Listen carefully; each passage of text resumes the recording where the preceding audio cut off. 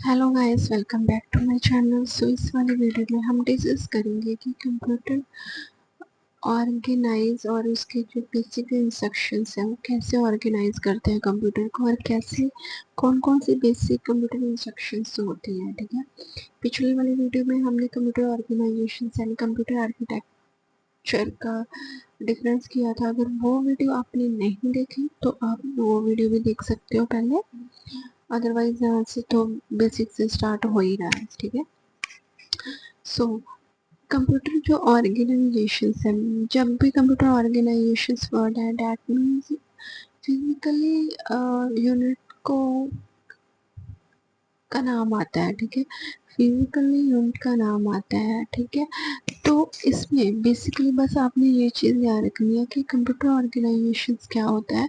In set of basic computer instructions होती हैं that system can execute, जो system क्या है एग्जीक्यूट करता है। ठीक है, और ये रेफर करता है which is the component of the computer system और ऑर्गेनाइज एंड, मतलब फिजिकली जो कंपोनेंट होते हैं उसको इंटरकनेक्ट करके स्पेसिफिक टास्क परफॉर्म करवाना होता है। और सेट ऑफ कंप्यूटर इंस्ट्रक्शंस होती हैं जो क्या करती है सिस्टम, जो उसको एग्जीक्यूट करता है। ठीक है, अब बेसिक कंप्यूटर इंस्ट्रक्शंस में सबसे पहले क्या आएगा, डाटा ट्रांसफर इंस्ट्रक्शंस, डाटा को कैसे ट्रांसफर करना है। ठीक है, कहाँ से डाटा ट्रांसफर करना है, move data between memory and register. ठीक है, यहाँ पर जैसे लोड करना और उसको स्टोर करना। ठीक है, then next arithmetic and logic instructions, arithmetic या लॉजिकल इंस्ट्रक्शंस होते हैं उसको परफॉर्म करवाना। परफॉर्म मैथ और लॉजिकल ऑपरेशंस को, कौन से ऑपरेशंस हो गए, जैसे ऐड हो गया, सब्ट्रैक्शन हो गया, एंड और इसको परफॉर्म करवाना, डाटा ट्रांसफर करवाना, अरिथमेटिक ऑपरेशंस को परफॉर्म करवाना। देन कंट्रोल करना इंस्ट्रक्शंस को, ये सारा काम किस में आता है, कंप्यूटर ऑर्गेनाइजेशन में आता है। ठीक है, थोड़ा सा डीपली पढ़ते हैं हम कि डाटा ट्रांसफर करने का क्या मतलब है, क्या है होता है इसमें, बेसिकली कैसे होता है डाटा ट्रांसफर। कहते इसमें हम डील करते हैं डाटा मूविंग डाटा, डाटा कहाँ से one location to another within the computer, computer के बीच में। ठीक है, कहाँ से डाटा ट्रांसफर होएगा, बहुत सारे कंपोनेंट हैं जैसे कि मेमोरी हो गया, रजिस्टर हो गया, और उसको स्टोर करना।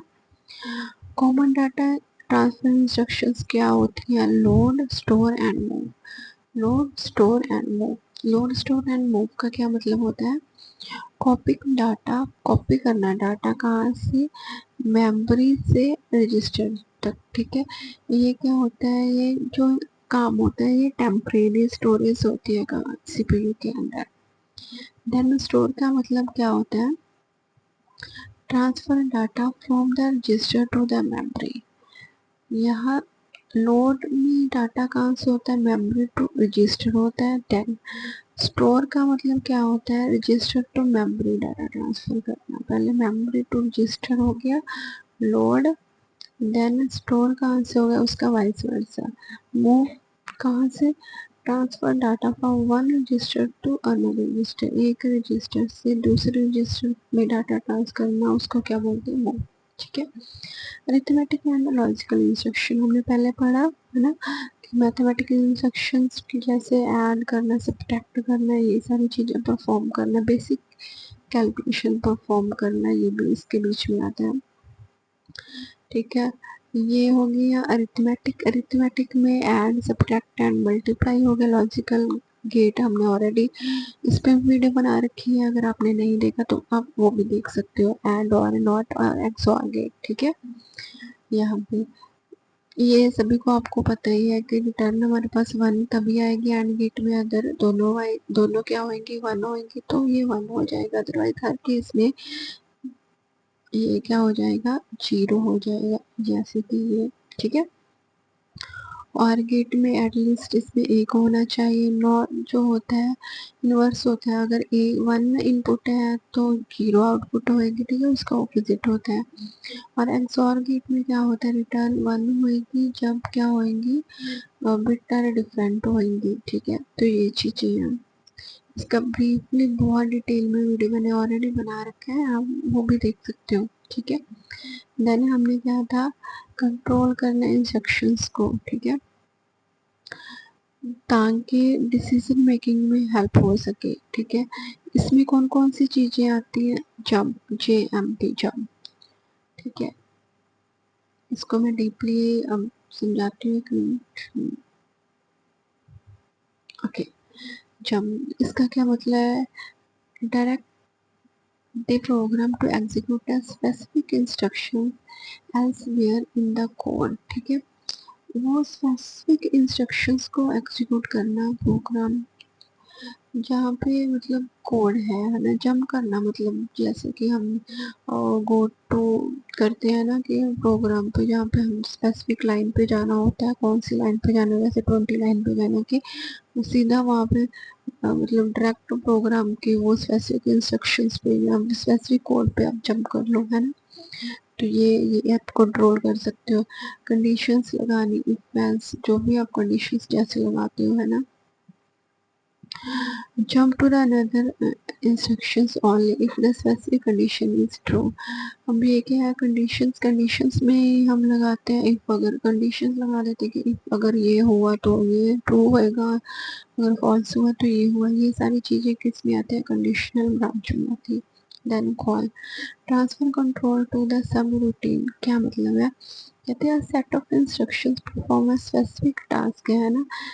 अदरवाइज क्या होएगा, होने के बाद वो क्या हो जाएगा, रिटर्न हो जाएगा। आगे रिटर्न, जो भी कंट्रोल हमने किया था, bring back control to the main program of the subroutine is execute. जो भी टास्क हमने परफॉर्म करने के लिए बोला था, अगर वो हो गया तो देन क्या, ब्रिंग वापस आ जाए, रिटर्न हो जाएगा। Then instructions of the basic computer, the basic computer has 16-bit instructions register, IR instruction register की फुल फॉर्म होती है, मतलब IR की फुल फॉर्म होती है instruction register, which can delete either memory, refer और रजिस्टर, रेफरेंस और input output instructions. क्या मतलब है, आगे आपको क्लियर करती हूँ कि क्या मतलब है इसका। देखो, मेमोरी रेफरेंस इंस्ट्रक्शंस, जहाँ पे हमने पढ़ा है ना, मेमोरी रेफरेंस दिया है ना। तो देखो क्या मतलब है, कहते these instruction refer to the memory, मतलब अगर मेमोरी रेफरेंस रजिस्टर इंस्ट्रक्शंस की बात हो रही है तो इसमें क्या चीजें परफॉर्म होंगी। These instructions refer to the memory address as an operand, ठीक है। Memory address as a operand, इसको इसमें यूज करते हैं। The other operand is always accumulated specific 12 bit address होते हैं उसमें, 3 बिट ओपी मतलब ऑपरेंड कोड होते हैं, rather than 111, मोस्टली 111 होता है, and 1 bit address mode for the direct and indirect address. क्या मतलब है, यहाँ पे आप देख सकते हो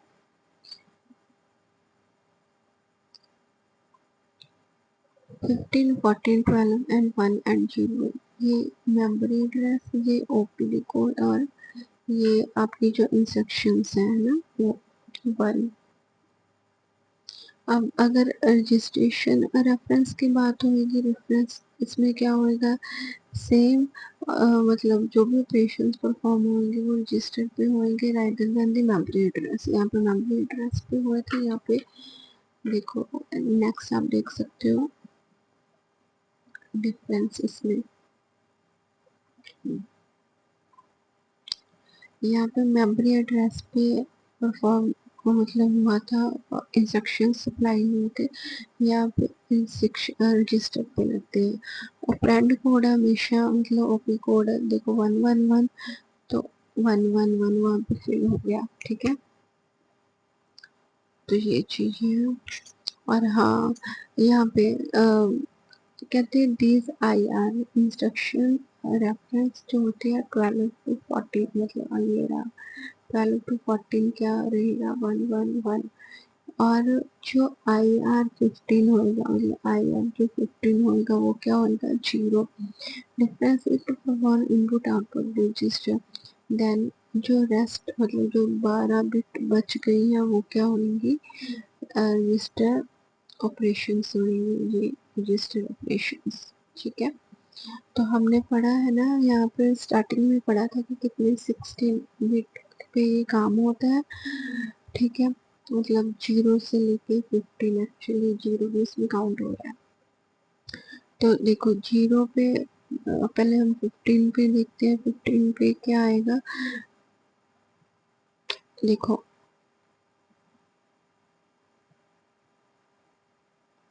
हाँ, 15 पे 0 आएगा और 14 से लेकर 12 तक क्या आ जाएगा ओपीडी कोड।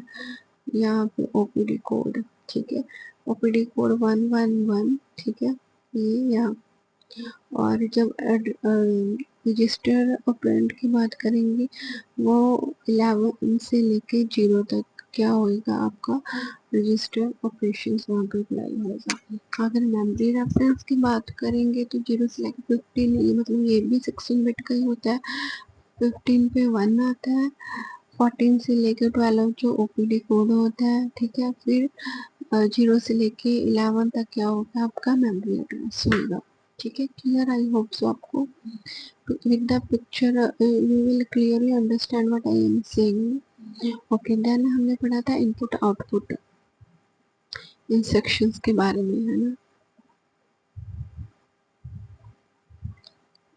ये रहा इनपुट आउटपुट इंस्ट्रक्शंस। देखो सेम इसमें क्या होता है, these instructions are to communicate between the computer and outside the environment। इस तरह की, क्योंकि इनपुट एंड आउटपुट, ठीक है, इनपुट कंप्यूटर को देगा, आउटपुट तो आउटसाइड वर्ल्ड आपको मिलेगा। तो इसमें आई आर जो 14 से लेके 12 तक, जो हम पहले भी मैंने बताया कि ओपी कोड होएगा जो हमेशा 11 रहता है। देन इसमें क्या होएगा जो आई आर मतलब जो 15 होएगा वो क्या रहेगा 1। ये डिफरेंट रहेगा रजिस्टर से, क्योंकि रजिस्टर का हमारे पास क्या था 0, है ना। और इसके बाद जो बाकी बच गए ये 0 से लेके 11 तक, वो उसमें क्या आएंगे इनपुट आउटपुट ऑपरेशन आएंगे। आई होप सो आपको इतना क्लियर हो रहा है।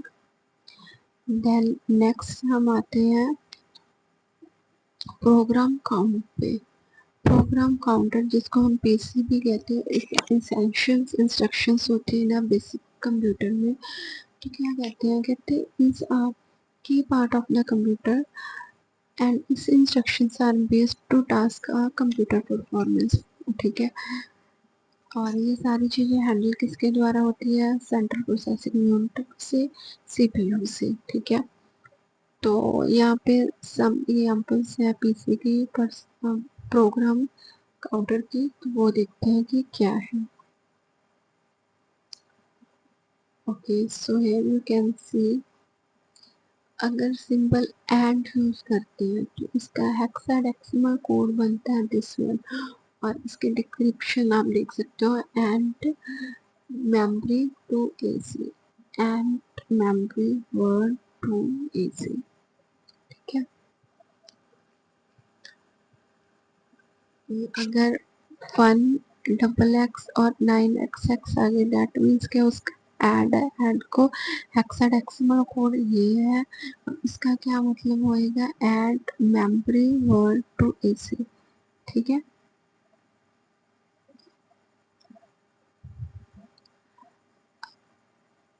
एल हमने पढ़ा था लोड। ठीक है, एल डी ए इसका मतलब है load, load memory word to AC. ठीक है, ये कोड आप देख रहे हो, ये एक्स एक्स तो सभी के बीच में है, ये 8 है, इसके आगे 0 है, 1 9 2, ये सारी चीज़ों से ही पता लगता है कि क्या है डिस्प्ले किया हो, ठीक है। सो ये सारे इंस्ट्रक्शन ऐसे कोड बनते हैं। आई होप सो आपको ये चीज़ें समझ आ रही है, इतना डीपली जाने की ज़रूरत नहीं है, बस आपको ये सारी चीज़ें इतनी पता होनी चाहिए। और इसके बाद नेक्स्ट हम पढ़ते हैं एसी। एसी वर्ड यहाँ पे यूज़ हुआ है ना, तो एसी का मतलब क्या है आपको ये भी चीज़ें पता होनी चाहिए। तो यहाँ पे देखो, फर्स्ट लाइन में हमने पढ़ा था and memory word to AC. AC का मतलब क्या है, एक्यूमुलेटर, ठीक है। एक्यूमुलेटर में क्या होता है, are registered that temporarily store data during the arithmetic or logical operations, ठीक है। जब डाटा टेम्परेरी बेसिस पे स्टोर होता है वो उसको बोलते हैं एसी, कि डाटा मेमोरी से लोड हो गया एसी में, ठीक है। एक वर्ड यूज हुआ है ई, ठीक है, उसका मतलब है कैरी ओवरफ्लो बिट, ठीक है, कि ज़्यादा बिट आप कैरी कर रहे हो। Single bit register use to for carry operation और overflow detect in the arithmetic calculations में जो होता है, ठीक है, ओवरफ्लो होता है, कैलकुलेशंस नंबर ऑफ होती है, ठीक है, ऑपरेशंस आप यूज़ कर रहे होते हैं, तो तब हम ई के साथ उसको डिनोट करते हैं। देन अब भी नहीं क्लियर हुआ तो आपको इस वाले प्रोग्राम से क्लियर हो जाएगा। एड इंस्ट्रक्शंस, कहते सपोज की मेमोरी एड्रेस, हमारे पास मेमोरी का जो एड्रेस है 001 है, कंटेन द वैल्यू 5, ठीक है, और कितनी जो उसकी वैल्यू कंटेन की है 5। एसी हमने अभी पढ़ा अकम्युलेटर। करंट होल्ड किया उसने, उसने पहले 10 मतलब करके रख लिया, होल्ड करके रख लिया है ना। कहते हैं the add instruction fetch the value from the memory, memory से वैल्यू को फेच करेगा and add it to the AC, तो उसको किसमें ऐड कर देगा, एसी में। एसी में हमने पहले 10 को ऑब्जर्व होल्ड करके रखा हुआ है, बट हमारे पास वैल्यू कितनी है 5, तो वो 5 वैल्यू को ऐड ऑन कर देगा एंड रिजल्ट को शो कर देगा। देखो कैसे, एसी प्लस जो हमारी मेमोरी एड्रेस है 000001, ठीक है, तो वो उसको ऐड कर देता है। देखो एसी की वैल्यू हमारे पास 10 थी, प्लस जो इसकी वैल्यू हमारे पास कंटेन की हुई थी 5, तो टोटल कितना आ गया 15, ऐसे करता है ये, ठीक है। आई होप सो आपको समझ आ रहा है। तो ये सारी चीज़ों के बेनिफिट क्या है, डाटा को मैनिपुलेट कर सकते हैं, ठीक है, हैंडल करते हैं डाटा, क्योंकि ऑलरेडी उसने मतलब 5 की वैल्यू थी उसने 15 बना के रख लिया, ठीक है। तो डाटा मैनिपुलेट कर सकते हैं, कंट्रोल कर सकते हैं, फ्लो को कंट्रोल कर सकते हैं, इनपुट आउटपुट ऑपरेशंस जो आप लगा रहे हो, ठीक है, कैसे डाटा ट्रांसफ़र करने के लिए जो आप कीबोर्ड प्रिंटर वगैरह यूज़ करते हैं उसके लिए, प्रोग्राम एग्जीक्यूशन के लिए ये चीज़ सही है, सिस्टम को मेंटेन करने के लिए ये चीज़ सही है, ठीक है। बट इसके साथ क्या है, थोड़े से इशू भी आते हैं, क्या, क्योंकि थोड़ा कॉम्प्लिकेटेड बन जाता है, लिमिटेड फंक्शन ये परफॉर्म कर सकते हैं, कंपैटिबिलिटी की प्रॉब्लम आ जाती है। क्यों, क्योंकि ये वेरी करते रहते हैं, ठीक है, और राइट करना हर बार सेपरेट कोड, तो ये बहुत कॉम्प्लिकेटेड हो जाता है, सिक्योरिटी का इशू हो जाता है और इसको मेंटेन करना मुश्किल हो जाता है। सो आई होप सो आपको ये वीडियो अच्छी लगी होगी, अगर अच्छी लगी तो प्लीज़ लाइक शेयर कमेंट करना मत भूलना। Thanks for watching my video.